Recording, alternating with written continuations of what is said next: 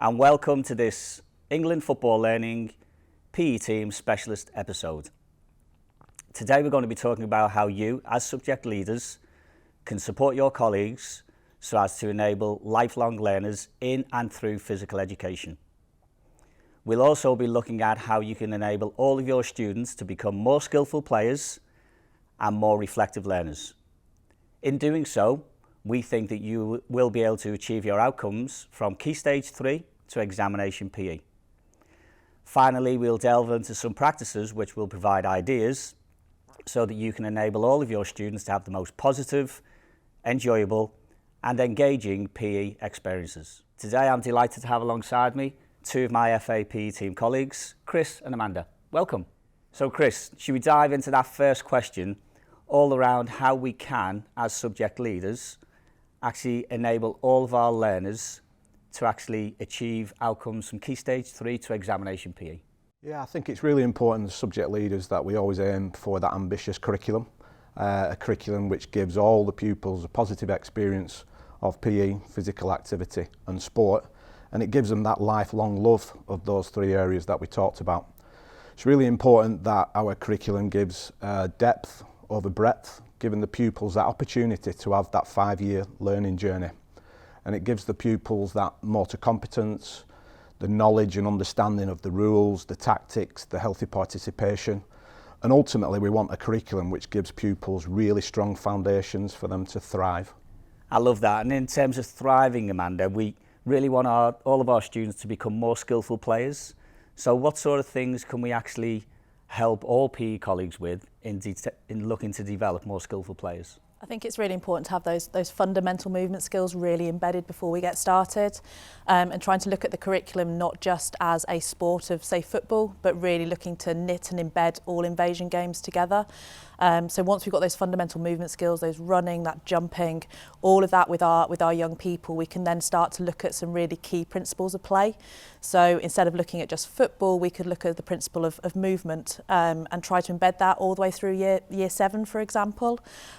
So we could look at movement and how we support the player on the ball in netball, hockey, football, basketball, and really get that depth of learning in that area rather than just switching from football to hockey to netball. Brilliant. And Chris, in terms of that aspect of movement, we know that we talk about the 6 key capabilities. Yeah, how important do you think movement is for every student? I think it's crucial. I think we talked about the aims of the curriculum, having that knowledge and understanding of motor competence. I think it's crucial that they have those strong foundations where they can use that movement and the capabilities that you mentioned to be able to transfer across a range of sports. And staying with this concept of movement, when we consider the children are on that journey, that 5-year journey from obviously year 7, Key Stage 3, all the way through to Examination PE.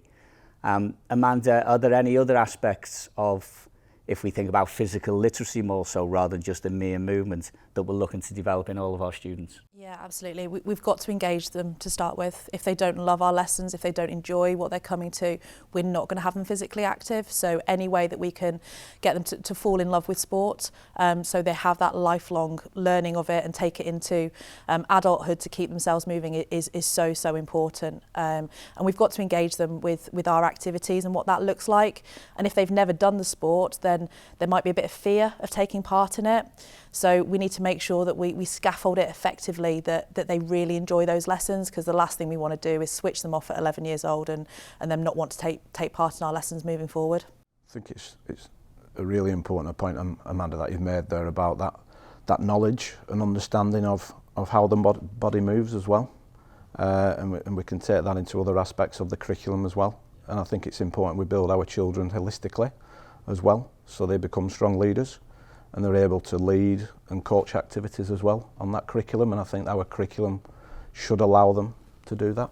And they're key modules, aren't they, Examination PE? So having that leadership element, having that understanding of the body, it's all coming out in that Examination PE. So if we build that in earlier, that knowledge and understanding will be really deep by the time they hit that Key Stage 4 area. Yeah, because I know in the primary curriculum there's a big focus on the leadership aspect of it, and sometimes when they arrive at secondary school we forget that, and we go back to concentrating on the movement and the technical aspects of it, and we sometimes forget earlier on in that curriculum about the importance of leadership and coaching skills. So it really is important to continue that journey from primary school and continue the awareness and the confidence in leading and coaching sessions. And as you say, that's an important aspect in Key Stage 4 and the examination area as well. I think it's really important in life as well. If we build these strong leaders all the way through, you know, that cross transferable skills that they're then going to get into the wider world, to have that leadership opportunity into jobs that they might go into, and those real life skills of the communication. If we embed those through our curriculum that we're delivering via Key Stage 3, Key Stage 4, we are setting them up for it not just being an exam, but for those lifelong skills that they need as well. Yeah, and I think the skillful player piece, or skillful students, you guys have really explained nicely the fact that we're not just talking about technical skills, are we? You know, we've talked about the social skills, whether that be the communication or the teamwork. And Chris, what do you think about that psychological and cognitive aspect in terms of every child's development? I was just thinking, as Amanda was speaking, it leads nicely onto your point there about, I was really proud, hopefully, that over the years, as well as producing sports people, produce really good people. And I think it's a really powerful piece that we look to build that into our curriculums, about that holistic element of developing children, that they become better people as well as better sports people. Yeah, absolutely. And we, again, when we shine a light on what we want the children and the students to do within a typical PE lesson, we really want to hit upon what we talk about in terms of that four-corner development piece, don't we? In terms of obviously naturally the techniques and the tactics, but the social skills, obviously the psychological skills, and naturally with good PE lessons, that physical element whereby there will be high levels of activity time. I think that's really important as well. So with that in mind, we're going to be delving into some practices shortly, and we're going to start talking about how they can enable all students to become more skillful players and also more reflective learners. So Amanda, any thoughts about that reflection piece for all students? Yeah, I think it's really key in everything that we deliver, the ability for those children to think about their own performances, think about how they've done, can they beat their own personal bests, can they improve themselves, but also as a teamwork, being able to reflect on their own abilities as a team, what's their strengths, what's their area for improvements, and being able to verbalise that, and then really show those leadership qualities of saying, well, this is what we now need to do, this is how we can improve. So giving those reflection times in lessons, I think, is so important. And it shouldn't be rushed. It shouldn't just be a quick 5 minutes at the end. It should really be embedded in our practice to give them those opportunities to think about how they're doing, reflect on their own personal performances, but then wider performances of other people as well. Yeah, and that reflection piece, Chris, I don't know what you think about this, but I remember back in my 20 years as a teacher, often in my early days, that reflection piece for the students came at the end of the lesson. And actually, we really need to have those pit stops throughout the lesson, don't we? So we can actually bring to life good assessment for learning. Any thoughts around that in terms of your strategy so the students get good opportunity to reflect in practice? Like you say, I think it's really powerful and really important that the students take ownership of their own learning journey. And if we incorporate those at various times, you call them pit stops throughout the lesson, I think it enables them, you know, we talked about that 5-year learning journey. So if they take ownership of that, beginning in individual lessons, it allow them to reflect and really take ownership of their own learning. And I think that's where the real sort of the magic and the powerful aspect of PE that can happen. So in this video, we're going to look at an out of possession game called the stadium game. This will provide ideas whereby we can explore further how all of the students can become more skillful players and more reflective learners. We've also mentioned about the importance of high levels of activity time, and we'll also talk as well about adaptive teaching and how you can engage all of the learners so that they experience some element of success.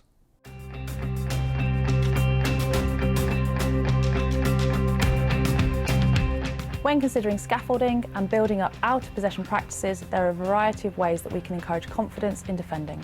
This activity that we're going to do is called the stadium game. What it is focusing on is 1v1s and whether or not you can steal the ball off your opponent and take it to a designated area. The first activity that we're going to do involves the ball in your hand. Okay, so you're going to balance it like this. You're going to be paired up with someone from the opposite team. What they have to try and do is touch the ball, okay, before it changes possession, so they get to have a go. Okay? White bibs.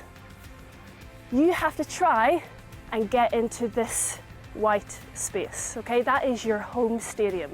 Pinks, your home stadium is going to be this side. Okay, so Emma has the ball balancing on her hand, okay? 60 seconds, I have to try and get that ball off Emma. Emma, you have to try and stay in this space, okay? So I'm going to try and catch her and touch the ball. If I touch the ball, I get possession, and I'm going to try and get into my home stadium, and Emma's going to try and get the ball off me. Ready and play! Off you go! So can you steal the ball? Well done, okay? So try and get into your area, go after her, that's it. Get past her, excellent. Start with a simple tagging version of a game to encourage body positioning and recognising where opponents may be. Next thing we're going to do, same thing again, you have to try and get into your correct side, only the ball is going to be on the ground this time. If you get your bibs in your hand, to turn over possession of the ball, you must throw the bib at the ball. If it touches, then you get possession of the ball. So remember, use the bib to try and turn over possession of the ball. Bib tag, in which players try to hit the ball with a bib, will help support the timing needed to perform an effective interception or dispossess an opponent. The next one that we're going to do is a game called crocodile tag. Okay, same thing again, only to win possession of the ball. So if you've got the ball and I'm trying to tackle you, I just need to touch the ball once and then I get possession of the ball again. Crocodile tag is when we want the players to simply touch the ball with their feet rather than dispossess. This will encourage the players to actively get close enough to an opponent to take the ball without the need to tackle. It may also help to prevent players from feeling the need to simply kick the ball away.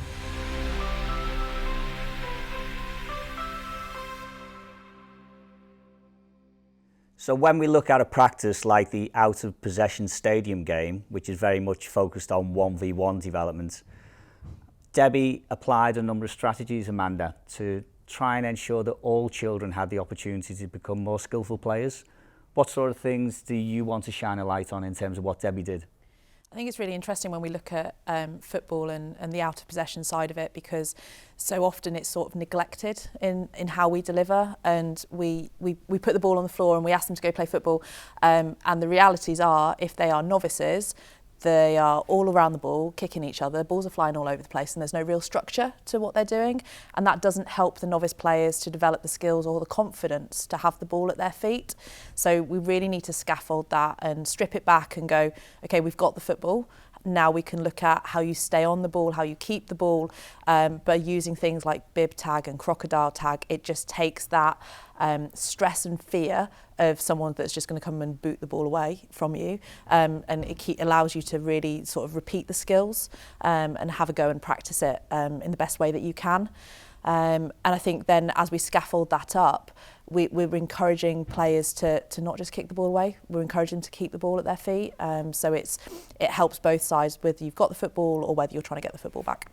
Yeah, that's brilliant. I really enjoyed how the clips and how Debbie built the confidence of the class.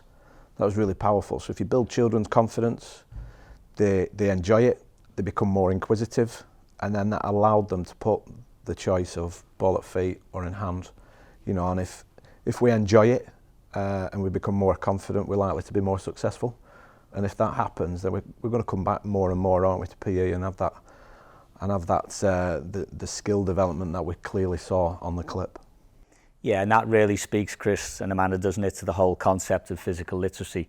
You know, we're not going to dive into the definition big time now, but if we can help to develop the motivation and the confidence, then all of our children, all the students will really enhance their love of physical activity, their love of PE, and then ultimately their love of football. That's our aim, isn't it?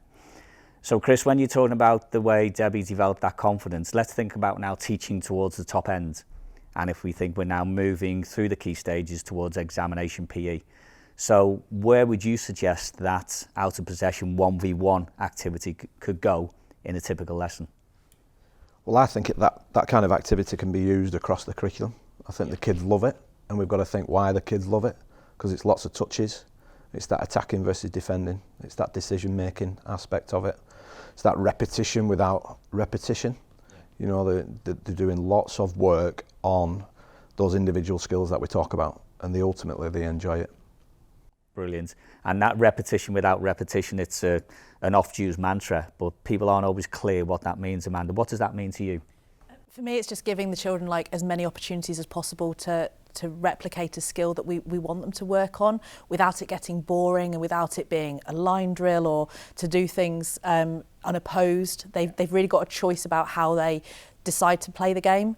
And then it's sort of our skill as a teacher to then go, I think you're ready for the next level up. I think you can now go away from playing bib tag, you can play it as crocodile tag, or after they're confident with that, they can then play it as the next level up.